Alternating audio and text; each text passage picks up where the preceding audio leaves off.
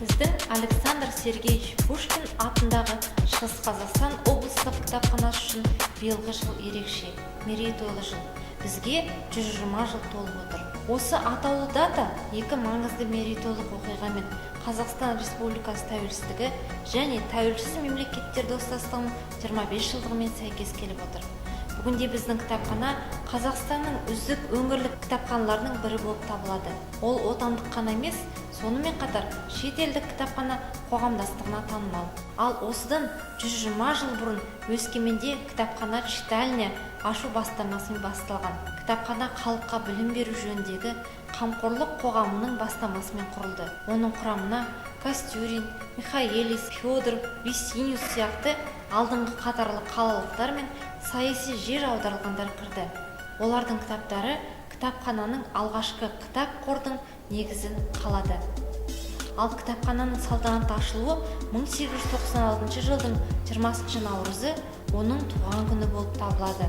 Кітапхана алғашында қалалық басқармада, содан кейін халық үйіне көшірілді. Біздің кітапханаға Александр Пушкин есімінің берілуіне қала қауымдастығы өтініш берген. 1937 жылы 19 тамызда Өскемен қалалық советінің президиумы қалалық кітапханаға ұлы ақын есімін тағайындау туралы қаулы қабылдады. Ал 2 жылдан кейін Шығыс Қазақстан облысы Семейден бөлім шыққаннан кейін кітапханаға облыстық кітапхана статусы берілді. Ұлы Отан соғыс жылдарында және соғыстан кейінгі жылдары кітапхана бірнеше мәрте бір жерден екінші жерге ауыстырылды. Тек 1983 жылы 29 желтоқсанда кітапхана қала орталығындағы қазіргі заманға сай әсем ғимаратқа келіп тұрақтады.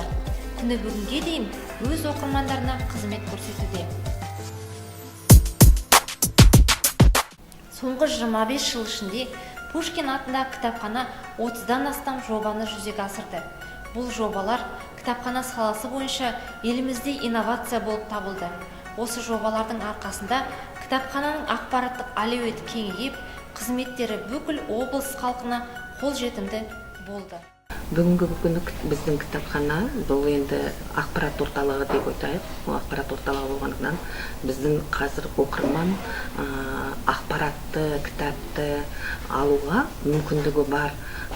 Біздің кітап қорынан емес, бұл ұлттық кітапхананың қорынан болсын, біздің басқа кітапханалардың басқа мемлекеттің кітапханаларының кітаптарды, ақпаратты алуға мүмкіндік бар. Бұл екіншіден біздің кітапхана білім орталығы деп ойлауға болады. Айтуға болады, неге десеңіздер, бүгін бізде әртүрлі тіл курстары жүргізіп жатыр. Ол шетел тілі болсын, ағылшын тілі болсын, француз тілі, неміс тілі, орыс тілі, қазақ тілінде үйренуге сондай мүмкіндіктер жасалған. Екіншіден, біздегі 3D принтер дейміз, робототехника деген курстардан, және де жаңа технология меңгеріп алуға, компьютерлік курс, интернет курсы, орталықтар, курстар ұйымдастырылған. Сондықтан біз мына білім орталығы деп айтыламыз өзіміздің кітапханада. Үшіншіден, біздің кітапхананың мына кестесі, жұмыс кестесі біздің мына оқырмандарға қолайлы жағдай жасалған. Бұл біз кешкі уақытында да, онан кейін демалыс күндері жұмыс жасаймыз. Сондықтан бұл жерде келіп өз уақытына, бос уақытын өткізуге, фильм көремі, және музыканы тыңдауға, мына шахмат ойынын, басқа да ұйымдастырылған недер бар біздің оқырмандарға. Сондықтан бұл жерде қызықты, сондай бір жақсы демалып отыратын орталық деп ойлаймын біздің осы оқырмандарымызға. Автоматтандыру саласындағы инновацияның бірі ERFIT технологиясын пайдалану жөніндегі жоба болды. Әрбір оқырманда электронды кітапхана картасы бар, және ол оқуға үйге алған барлық кітаптарын өзі ресімдей алады. Енді кітапханадағы әрбір кітап магниттік чиппен жабдықталып, барлық кітап қорын ашып қою мүмкіндігі ашылған. Енді сіз қажет болса, кітап оқу мерзімін ұзарта аласыз, немесе өткізе аласыз. Мен үшін бұл кітапхана Шығыс Қазақстан бойынша ең үлкен ақпарат қорының бірі болып табылады, және мен бірінші курс студенті, Шығыс Қазақстан техникалық студенті. Бұнда осы библиотекадан көптеген ақпарат көзін алуға болады, және де осындағы кітапханашылар өте сол арқылы бізге өте көп көмек көрсетеді. Кітапхана үшін оқырман сұранысын қанағаттандыру өте маңызды болып табылады. Өйткені сонда ғана кітапхана ресурстар тұрақты сұранысқа ие болады. Оқырман сөрелерден өзіне қажетті басылымдардың бәрін тауып алады. Әрине, бұл оқырмандар санын көбейтеді және оқуға деген қызығушылықты арттырады. Сондай-ақ кітапханадан тағы қандай жаңашылдық таба аламын деген әуестікке итермелейді. Оқырманның өз сұранысы мен кітаптарға деген жолы қысқарып, ұзын сонар кезек жоғалды. Әрине, оқырманға көмек көрсету үшін қызмет көрсету залдарында кітапханашылар кезекшілік етеді. Сондай-ақ эрфит технология кітаптың оқылу рейтингісі, танымал авторлар, белсенді оқырмандарды табуға мүмкіндік береді. Маған бұл кітапханада өте ұнайды. Бұл кітапханада тек қана қарапайым кітаптар емес, және кітаптардың электронды түрлерінде видео, фильмдер, видеороликтарды да алуға болады. Кітапханадағы әрбір жаңа жоба пайдаланушыларға жаңа қызмет түрін әкеледі. Мәселен, 15 жылдан астам уақыт барлық тілек білдірушілерге балалардан бастап, зейнеткерлер, қызметкерлер, мүмкіндігі шектеулі жандарға арналған ақысыз компьютерлік және интернет сауаттылық курстарын өткізіп келеміз. Әр топ өз мүмкіндіктеріне сай дәріс алады.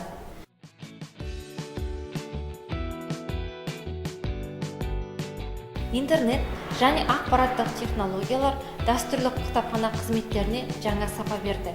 Біз виртуалды анықтама қызметін ұйымдастырдық. Енді кітапханаға келмей-ақ, үйіңізде немесе жұмыс орнында отырып-ақ сайт арқылы хабарласа аласыз. Біз электронды пошта арқылы немесе интерактивті түрде оқырман сұранысына жауап береміз. Әдебиеттер тізімін немесе қажетті мәліметті сканерден өткізіп жібере аламыз. Ондай қызметтер жұмыс уақытында қолы тие бермейтін мамандар үшін өте маңызды. Сондай-ақ ауыл тұрғындарына қызмет көрсетеміз. Өйткені ауыл кітапханаларының кітап қорының 70% ескірген. Біз кез келген пайдаланушының үйінде немесе жұмыс орнында отырып тапсырыс бере алатын виртуалды анықтама қызметін ұйымдастырып отырмыз. Бұл қызмет электронды пошта немесе интерактивті режимде жүзеге асады. Библиотека – это центр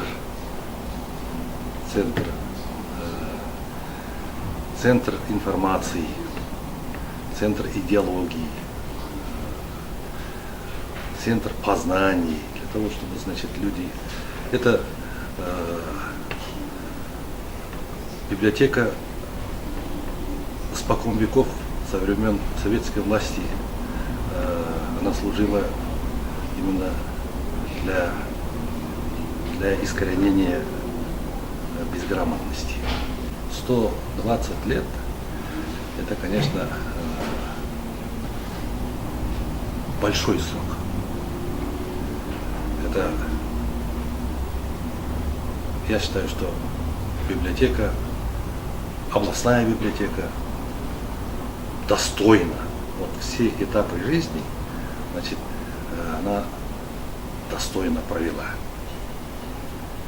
значит, оказывая услуги для населения. Я хочу пожелать, чтобы она оставалась этим центром притяжения всего нового, чтобы библиотека продолжала быть центром новаций, разного рода новаций, проектов.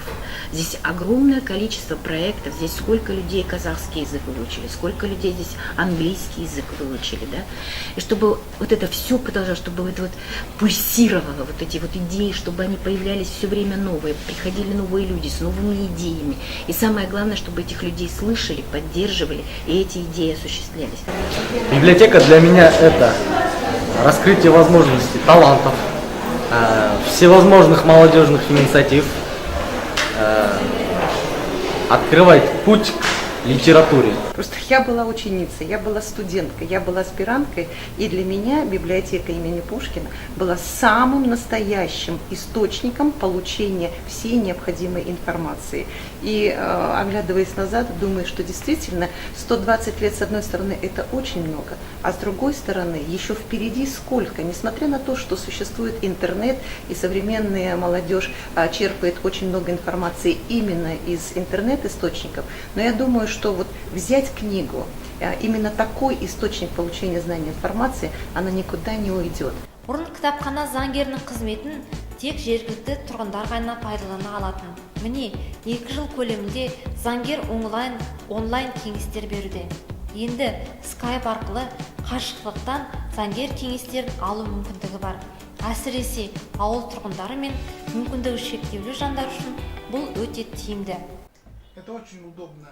Біздің сайтта заңгер кеңесі айдары бар. И также людям из деревни, которые Біз облыс аймақтардан келген сауалдарға қажетті құжаттарды тауып, электронды түрде жібере береміз.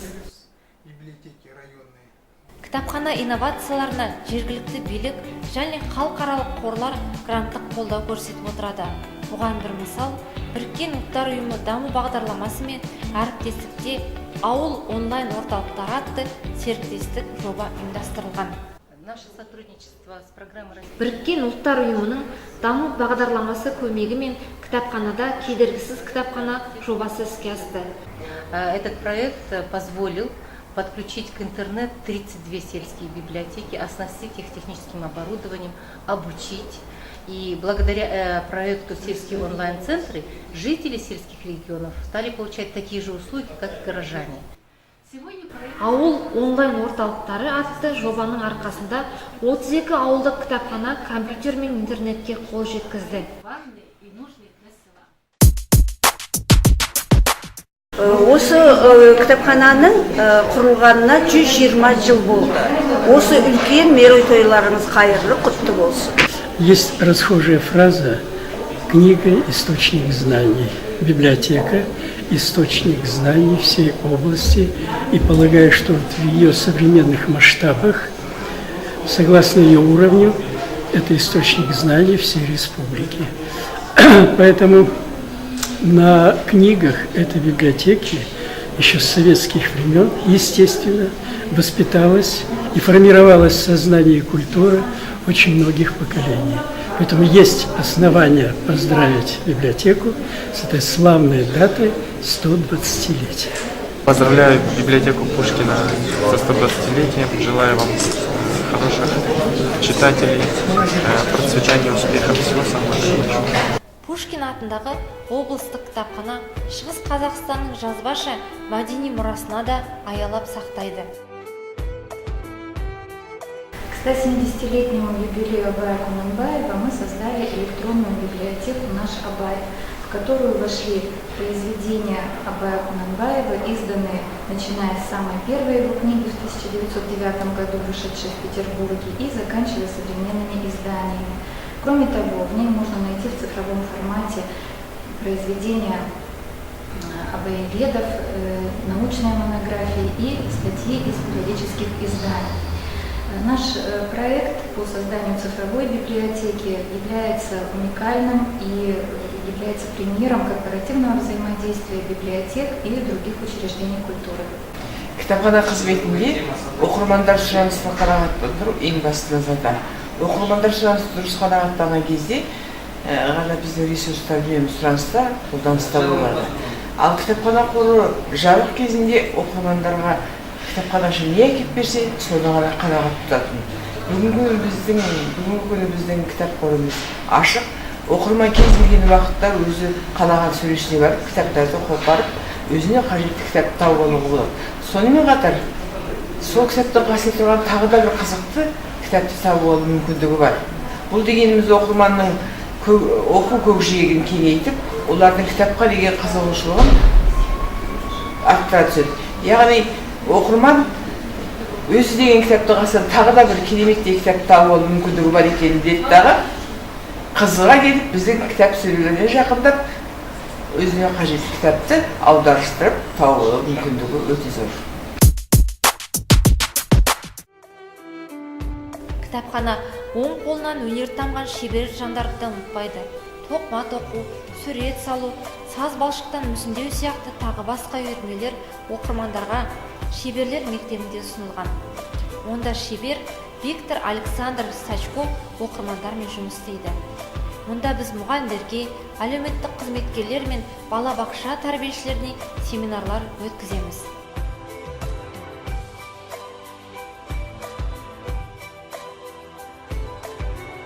Библиотека – это творчество. Здесь можно всему научиться. В школе мастеров я научился рисовать. Я нарисовал свою маму в детстве.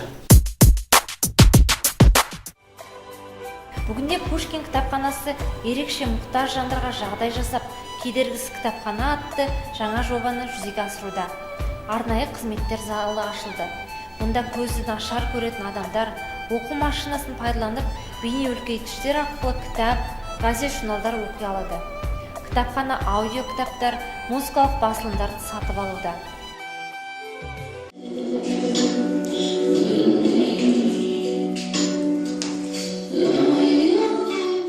Түрлі мамандардың қатысуымен шығармашылық үйірмелер, компьютерлік тренингтер, кеңестер, тағы басқалар ұйымдастырылуда.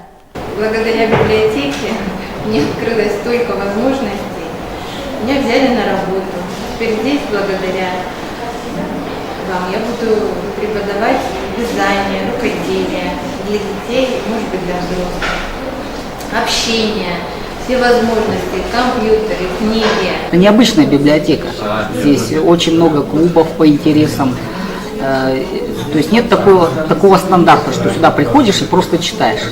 А именно, что здесь приходишь и занимаешься делом, которое тебе нравится. Балалар мен жастар кітапхана пайдаланушыларының 70%-ын құрайды. Қазіргі заманғы технологияларға қызығушылық танытатын ең мықтық оқырмандарымыз да солар болғандықтан, кітапхана олардың ақыл-ойы мен шығармашылығын дамыту үшін мүмкіншілік жасайды. Жастар интеллект орталығы жастардың робот техникаға, бейне роликтер жасауға, компьютерлік анимацияларға қызығушылығын арттыру үшін ашылған. Бізде кітапты ұялы телефоннан жүктеп оқуға болатын тақырыптық күйер кітапханалар бар. Facebook, Twitter, ВКонтакте және басқа да әлеуметтік желілерде кітапхана аккаунттары құрылуда. Біздің ең кішкентай оқырмандарымыз үшін балалар бөлімі жұмыс істейді. Бөлімде қазақ, орыс, ағылшын тілдерінде кітаптар мен газет, журналдар бар. Сонымен қатар кішкентай достарымызға арналған әртүрлі қызықты үйірмелер бар. Мы здесь читаем сказки. Вместе делаем уроки. Учим казахский язык. Мы здесь рисуем и играем. Кітапхана әлеуметтік өзгерістерге белсенді қатысады. Мемлекетіміздің үш тұғырлы тіл идеясын қолдап, орыс, қазақ тілі орталығын ашып, француз, неміс, ағылшын тілінен курстар ұйымдастырылды. Тілді үйренуге көмек ретінде әр жастағы оқырмандарға арналған басылымдар, кітаптар, электронды кітаптар, фильмдер бар. Мы, когда есть библиотека, которая хорошо смотрится, как и здесь, мы всегда рады. 5 жыл бойы кітапханада жағдайы төмен отбасылардан шыққан балаларға арналған арнайы ағылшын тілі курстары ұйымдастырылады. Пушкин атындағы кітапхананың тарихы бұл ізденіс пен даму тарихы. 120 жыл ішінде кітапхана әртүрлі адамдардың тартымды орны бола білді. Олар осы жерден білім алып, адамдармен қарым-қатынастарын нығайтып, шығармашылық қабілеттерін дамытты. Кітапханаға сәт сапар тілейік. Туған күніңмен кітапхана.